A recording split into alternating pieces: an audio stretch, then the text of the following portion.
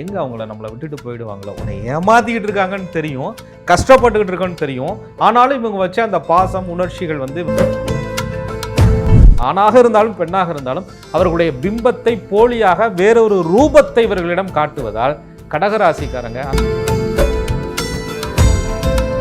அந்த உறவை மன்னிக்கிறது, விட்டு கொடுக்கிறது, திரும்ப திரும்ப வாய்ப்புகள் கொடுப்பது, மறந்துகிட்டே இருப்பது, மன்னிச்சுக்கிட்டே இருப்பது, விட்டு கொடுத்து கொண்டே இருப்பது, இப்படி சூழல்ல தான்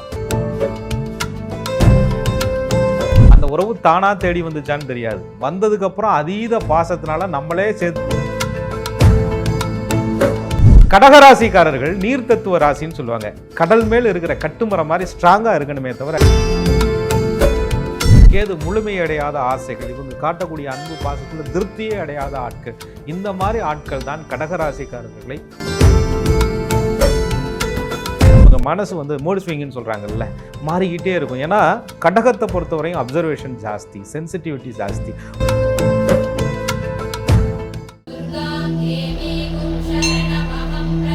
அன்பான நேயர்களுக்கு வணக்கம். தொடர்ச்சியாக நம்ம சேனலில் டாக்ஸிக் ரிலேஷன்ஷிப் சீரீஸ் பேசிகிட்டு இருக்கோம். இந்த எபிசோடில் கடகராசிக்காரர்கள் இவங்களுடைய வாழ்க்கையில் ஒரு நச்சு உறவு கிட்ட எப்படி சிக்கிக்கிறாங்க, அதனால இவங்க என்ன மாதிரியான பிரச்சனைகளை சந்திக்கிறாங்க, இந்த நச்சு உறவுலேருந்து வெளியில் வருவதற்கான வழிமுறைகள்லாம் என்ன அப்படிங்கிறத நம்ம பேச போகிறோம். புலிப்பாணி சித்தர் வழி ஜோதிடர் திரு கோகுலகண்ணன் அவர்கள்கிட்ட இது சார்ந்து நம்ம பேசலாம். வாங்க. வணக்கம் சார். வணக்கம். குரு வாழ்க, குருவே துணை. கடகராசிக்காரர்கள் ஒரு நச்சு உறவில் சிக்கிறாங்க அப்படின்னா எப்படி சிக்கிறாங்க, இல்ல சிக்க வைக்கப்படுறாங்களா? கடகராசி ராசியாதிபதி சந்திரன் இல்லையா? சந்திரனை வந்து மனோகாரகன்னு சொல்றாங்க. சொந்த வீட்டில் தானே ஆட்சி, கடகத்திலே அவர் ஆட்சி பெறுகிறார். அப்போ இந்த ராசிக்காரர்களுக்கு அதிகமான மன உணர்வுகள், உணர்ச்சி போராட்டங்கள் அதிகமாக இருக்கும்.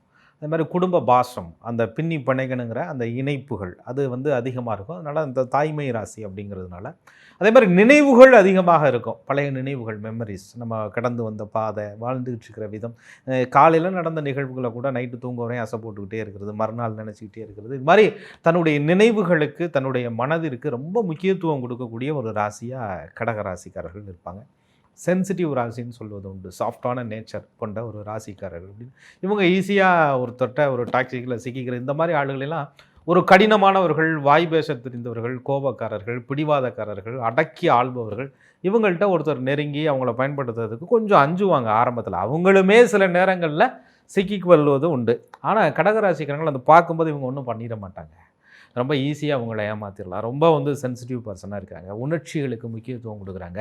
நம்ம குடும்பத்தை விட அவங்கள வந்து ரொம்ப குடும்பமாக அவங்க வந்து கருதுகிறாங்க அப்படின்ற அந்த வீக்னஸை வீக்காக பயன்படுத்தக்கூடிய ஆட்கள் மூலியமாக கடகராசிக்காரர்கள் ஒரு நச்சு உறவில், டாக்ஸிக் ரிலேஷன்ஷிப்பில் மாட்டிக்கிறாங்க.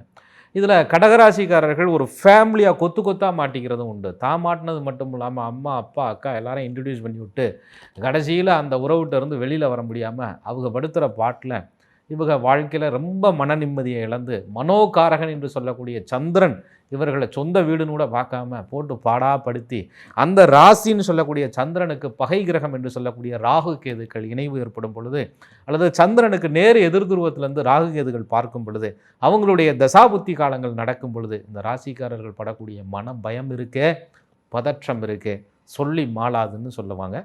அதை விட சனி பகவானுமே கடகராசிக்காரர்களுக்கு 7-8 கூடையவராக வர்றாரு இல்லையா?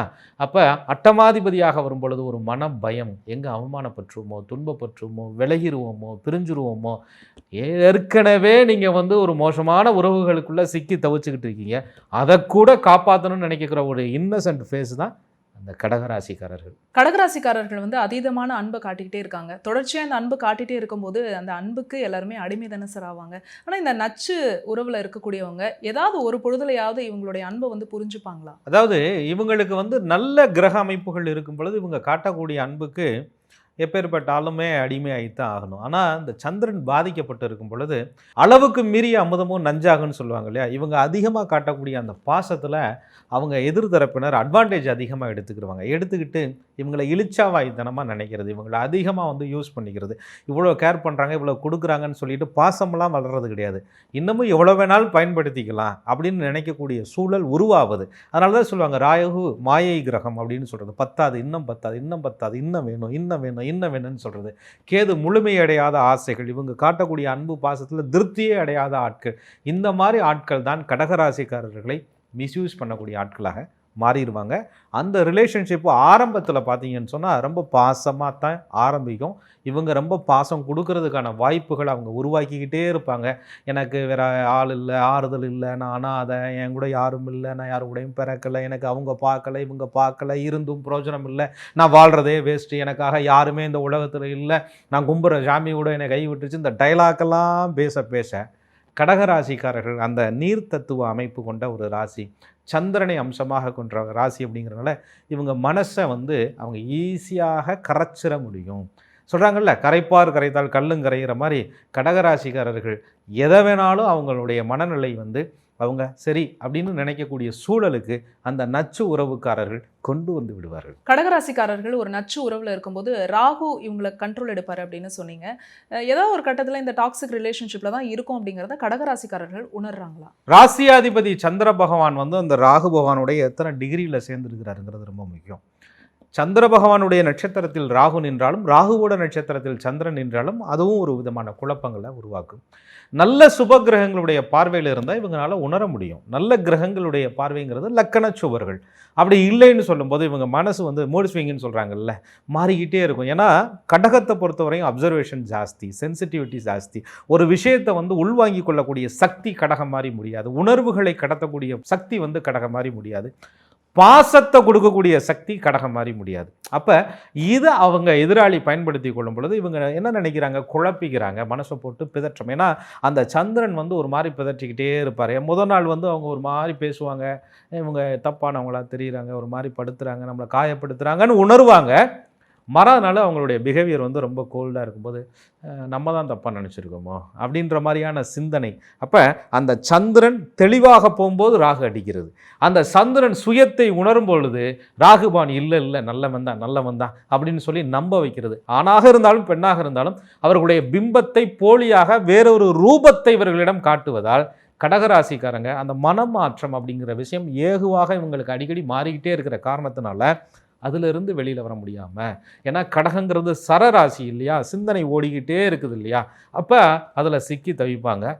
அந்த உணர்ந்தாலும் கூட அதை வெளியில் வரணும் அப்படிங்கிறது கடகராசிக்கு உடனடியாக முடிவெடுக்க முடியாத ஒரு சூழலில் தான் திரும்ப திரும்ப அந்த குழப்பவாதிகள் இவர்களை குழப்பிக்கொண்டே இருப்பாங்க. கடகராசி இந்த மாதிரி டாக்ஸிக் ரிலேஷன்ஷிப்பில் நச்சு உறவில் இருக்கும்போது அது ஒரு பயத்தை ஏற்படுத்தும். எந்த ஒரு டாக்ஸிக் ரிலேஷன்ஷிப்னாலும் அப்படி இவங்க கடகராசிக்காரர்கள் பயம் கொள்றாங்களா? ராசிக்கு 3ஆம் இடங்கிறதாங்க தைரியம் அப்படின்னு சொல்லக்கூடியது. கடகராசிக்கு 3க்கு அதிபதியா புதன் பகவான் வந்துடுவார். இவங்கள்ட்ட அந்த புதனும் நல்ல அமைப்புகளில் இருக்கணும். மாறா எங்கேயாவது பாதிப்பாக இருக்கிறார், ஏற்கனவே ராசியும் பாதிக்கப்பட்டு போயிருக்கு அப்படின்னு சொல்லும் பொழுது அந்த தசாபுத்தி காலங்களில் ரொம்ப பயம் வரும் இவங்களுக்கு.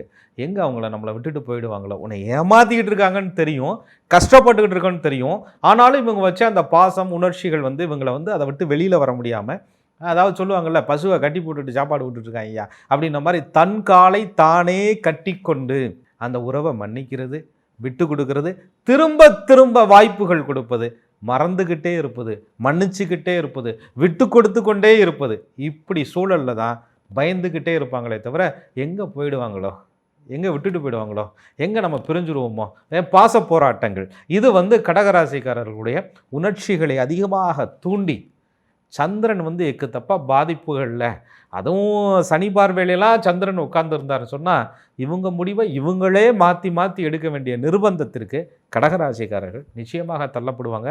அந்த பயம் என்பது அவர்களை அப்படியே மரணத்துக்கு இணையான துன்பத்தை அவங்களுக்கு கொடுத்துக்கிட்டே இருக்கும். கடகராசிக்காரர்கள் இந்த நச்சு உறவுலேருந்து வெளியில் வர்றதுக்கு இவங்க என்ன சார் பண்ணணும்? அதாவதுங்க, ஜோதிட ரீதியாக நிறைய வழிபாடுகள், இறை வழிபாடுகள் இதெல்லாம் சொன்னாலும் கூட மனம் அது ஒரு மையப்படணும். கடகராசிக்காரங்க தாம் மனசுக்குள்ள ஒரு கேள்வி கேட்டுக்கணும், புரிஞ்சுக்கணும். என்ன காரணம் அப்படின்னு கேட்டிங்கன்னா, இவங்களை சதா அளவச்சுக்கிட்டே இருக்கக்கூடிய ஒரு உறவு. இவங்க வந்து அந்த உறவு தானாக தேடி வந்துச்சான்னு தெரியாது, வந்ததுக்கப்புறம் அதீத பாசத்தினால நம்மளே சேர்த்துக்கிட்ட, நம்மளே பூட்டிக்கிட்ட சூனியன்னு அதை நினச்சிக்கணும். இவங்க கடகராசிக்காரர்கள் நீர் தத்துவ ராசின்னு சொல்லுவாங்க. கடல் மேல் இருக்கிற கட்டுமரம் மாதிரி ஸ்ட்ராங்காக இருக்கணுமே தவிர காகித கப்பல் மாதிரி உடஞ்சிக்கிட்டே இருக்கக்கூடாது. கடகராசிக்காரர்கள் அப்படி மனசுக்குள்ள அதீதமான பாசத்தை உள்ள இழுக்கிறாங்க அப்படின்னு சொன்னால் அதுக்கு தகுதி இல்லாத ஆட்கள், உங்கள் மேலே உண்மையான அன்பு வைக்காத ஆட்கள் உங்களை சதா அள வச்சுக்கிட்டு தான் இருப்பாங்க அப்படிங்கிறத இவங்க என்னைக்கு ஆள் மனசில் புரிஞ்சுக்கிறாங்களோ அன்னைக்கு தான் இறை வழிபாடுகளும் இவர்களுக்கு பலன் தரும். அந்த நச்சு உறவுல இருந்து கடகராசிக்காரங்க வெளியில வர முடியும். நீங்க அந்த உறவை காப்பாற்றணும்னு நினைக்கிறீங்க, ஆனா அந்த உறவு உங்களை காப்பாற்றணும்னு நினைக்குதா அப்படிங்கிற கேள்வியை கடகராசிக்காரங்க, உங்களுக்கு தான் நினைவாற்றல் அதிகமாச்சே, நீங்க தான் அதிகமா யோசிக்கிற ஆட்களாச்சே, நீங்க செஞ்ச நல்லதையா யோசிச்சுக்கிட்டு இருக்கீங்க, அவங்க செய்த கெடுதல்களை யோசிங்க. நீங்க உங்களுடைய கஷ்ட நேரத்தில் அவங்க வந்து நின்னாங்களான்னு யோசிங்க. அவங்களுடைய எல்லா பிரச்சனைக்கும் நீங்க நின்னீங்க, உங்களுடைய ஒரு பிரச்சனைக்கு அவங்க வந்தாங்களா அப்படிங்கிறத கடகராசிக்காரர்கள் யோசிச்சாங்க அப்படின்னு சொன்னா இவங்கனால அந்த டாக்ஸிக் ரிலேஷன்ஷிப்ல இருந்து நிச்சயமாக வெளியில வர முடியும். கடகராசிக்காரவங்களை அனுதினமும் அளவச்சுக்கிட்டே இருக்கக்கூடிய ஒரு அன்புங்கிறது அன்பு கிடையாது, அது உங்க மேல விட்ட அம்பு, அது ஒரு ஆயுதம், உங்கள் மனசை நோகடிக்க வந்த ஒரு ஆயுதம்ங்கிறத நீங்க புரிஞ்சுக்கிட்டீங்கன்னா மட்டும்தான் அது வராம நீங்க என்ன செய்ய முடியும், தடுக்க முடியும். அதை கடகராசிக்காரர்கள் தன்னுடைய ஆள் மனசுல புரிஞ்சுக்கிட்டாலே ஒரு டாக்ஸிக்ல இருந்து வெளியில வர முடியும். ஏன்னு சொல்றேன் தெரியுங்களா? கடகராசிக்காரர்களுக்கு இறைவன் கொடுத்த வரம் என்ன தெரியுங்களா? இவர்களுடைய ராசிக்கு பாக்யாதிபதி என்று சொல்லக்கூடிய 9 குரு பகவான் ராசி மேல அந்த தெய்வ கிரகம் வந்து உச்சம் பெறுதுங்க இவர்களுடைய அன்பால். காரணம், மேஷம்ங்கிற காலச்சக்கரத்திற்கு 4வது வீடு இறைவன் சும்மாவா வச்சிருக்கிறார், தாய்மை ராசி அப்படின்னு சொல்லுவாங்க.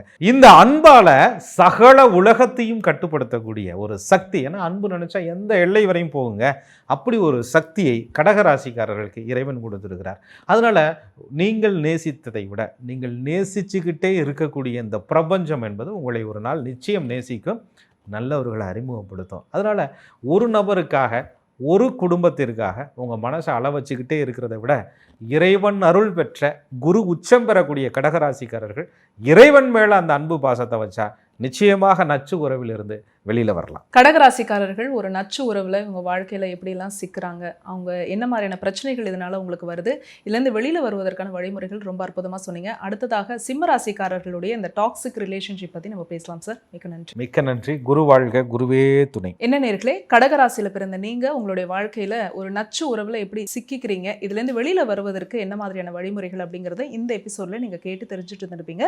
இது மாதிரியான வீடியோஸ் தொடர்ச்சியாக நம்ம சேனல்ல ஒவ்வொரு ராசிக்கும் நம்ம அப்லோட் பண்ணவிருக்கிறோம். இது எல்லாமே உங்களுடைய யூடியூப் நோட்டிஃபிகேஷன்ஸ்ல ஆட்டோமேட்டிக்காக வரணும் அப்படின்னா நீங்க செய்ய வேண்டியது ஆஸ்ட்ராலஜர் கோகுலகண்ணன் யூடியூப் சேனலை உடனடியாக சப்ஸ்கிரைப் பண்ணிக்கோங்க. பக்கத்தில் இருக்கக்கூடிய பெல் ஐக்கானை மறக்காம கிளிக் பண்ணிடுங்க. இந்த வீடியோவை நீங்க பார்த்ததற்கு மிக்க நன்றி.